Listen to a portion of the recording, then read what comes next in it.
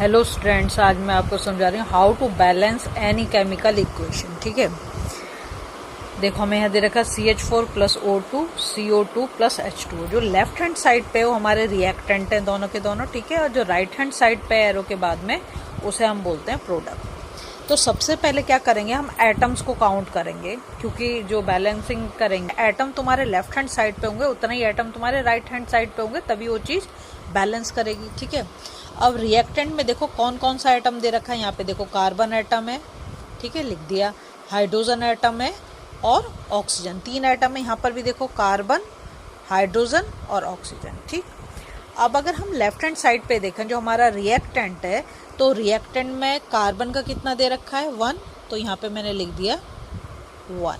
ठीक है, रिएक्टेंट में। अगर आप यहाँ पे कार्बन देखो प्रोडक्ट में, तो यहाँ पर भी कितना दे रखा है 1 दे रखा है। ठीक है, अब आप हाइड्रोजन पे चलो, तो हाइड्रोजन की कितना दे रखा है, हाइड्रोजन का 4 एटम है। ठीक है, और जब हम इसमें जाते हैं प्रोडक्ट में, तो यहाँ पर कितना है 2। ठीक है, अब आप चलो ऑक्सीजन का एटम, तो ऑक्सीजन में कितना है यहाँ पर 2, तो यहाँ पे मैंने 2 लिख दिया। और जब आप इस साइड पर ऑक्सीजन के जाते हो तो 2 ये देखो CO2 में 2 ये रहा और यहाँ पर 1 है, कोई नंबर नहीं है तो 1, तो 2 + 1 इसको ऐड करेंगे, 2 + 1 कितना हो गया 3। ठीक है, अब हमें इसे बैलेंस करना है, तो क्या करें, देखो कार्बन तो दोनों साइड पे 1 1 है, और हाइड्रोजन को देखना पड़ेगा। हाइड्रोजन इधर हमारा क्या कहते हैं रिएक्टेंट में तो 4 है और प्रोडक्ट में कितना 2। तो अगर मुझे मतलब इस हाइड्रोजन को बैलेंस करना है तो इस साइड पे बैलेंस करना होगा।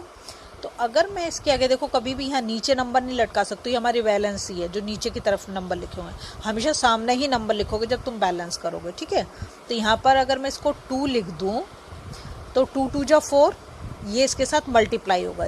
ठीक है, 2 2 जा 4, तो ये तुम्हारा हाइड्रोजन बैलेंस हो जाएगा। हाइड्रोजन कितना हो गया यहाँ पर 4 हो गया रिएक्टेंट में, और सॉरी प्रोडक्ट में, और यहाँ रिएक्टेंट में भी कितना 4 है। ठीक है, अब आप ऑक्सीजन पे, तो ऑक्सीजन यहाँ पर कितना है 2। ठीक है, और यहाँ पर ऑक्सीजन कितना हो गया आपका, देखो 2 तो ये रहा और ये कॉमन ले रखा है 2, मतलब ये इसके साथ मल्टीप्लाई 2, तो 2 + 2 कितना हो गया 2 ये और 2 ये, तो 2 + 2 कितना हो गया 4।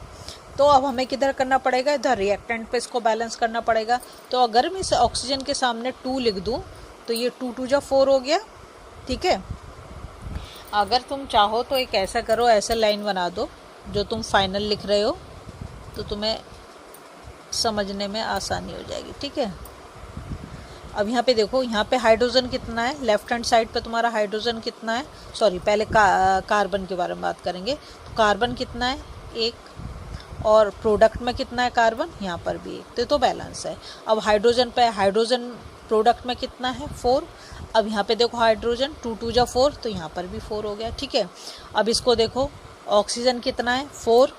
ठीक है, इसको इसके साथ मल्टीप्लाई 2 2 जा 4, और यहाँ पर देखो 2 तो ये रहा और 2 ये रहा ऑक्सीजन के सामने, तो 2 + 2 ये कितना हो गया 4, मतलब तुम्हारी इक्वेशन जो है ये बैलेंस हो गई। ठीक है, अब नेक्स्ट एक और मैंने इक्वेशन ली है, यहाँ दे रखा है Fe + H2O।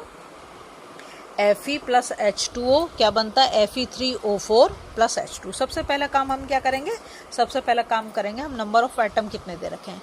तो Fe के एटम अगर हम रिएक्टेंट में देखें तो कितना है, कोई नंबर नहीं है, तो मतलब 1। ठीक है, और जब हम प्रोडक्ट में जाएँ तो Fe के साथ ये नंबर क्या लिखा हुआ है 3, तो मतलब प्रोडक्ट में तो 3 है Fe। अब आप हाइड्रोजन देखो, तो हाइड्रोजन कितना है 2 रिएक्टेंट में, और अगर आप इधर जाओ प्रोडक्ट में तो कितना है, वो भी 2 है। ठीक है, अब देखो आप ऑक्सीजन, ऑक्सीजन कितना है यहाँ पर 1 है, कोई नंबर नहीं है सामने, तो यहाँ पर 1 है। ठीक है, अब आप जब प्रोडक्ट में जा रहे हो तो यहाँ पर ऑक्सीजन कितना दे रखा है आपको 4 दे रखा है। ठीक है, अब हमें बैलेंस करना है, इसमें सिर्फ हमारा क्या हाइड्रोजन बैलेंस दिख रहा है और कुछ बैलेंस नहीं दिख रहा। सबसे पहला काम तो तुम यही कर लो, यहाँ पर जो अब तुम बैलेंस करोगे उन नंबर को यहाँ पर लिख दो।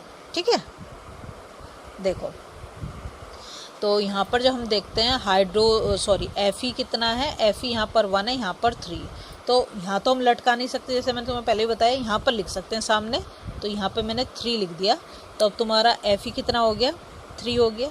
रिएक्टेंट में भी 3 हो गया और प्रोडक्ट में भी 3 हो गया, मतलब Fe तो तुम्हारा बैलेंस हो गया।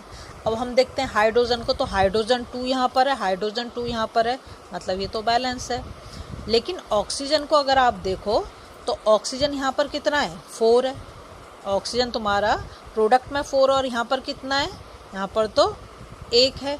तो आपको क्या करना पड़ेगा, यहाँ पे 4 लगा दें, अगर हम यहाँ पे 4 लगा दें तो ऑक्सीजन बैलेंस हो जाएगा। ऑक्सीजन कितना हो गया, यहाँ पर ऑक्सीजन आ गया तुम्हारा 4, किस में, रिएक्टेंट में 4 ऑक्सीजन आ गया, ठीक है।